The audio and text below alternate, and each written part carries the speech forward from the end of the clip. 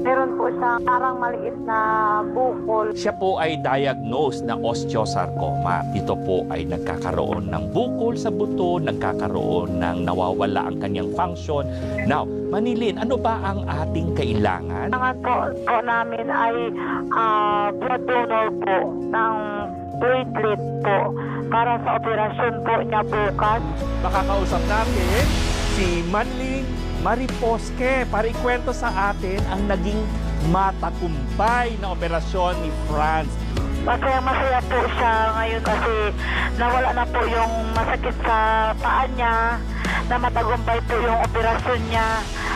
Kaya po ako ay tuwang-tuwa bilang tita po na masaya, nakikita ko siya na masaya din. Maraming salamat po, napakalaking tulong po ang naibigay niyo sa aming kamangkin. Aksyon ngayon ang hatid ni Tita Winnie Cordero at Doc Dennis alas 2 ng hapon.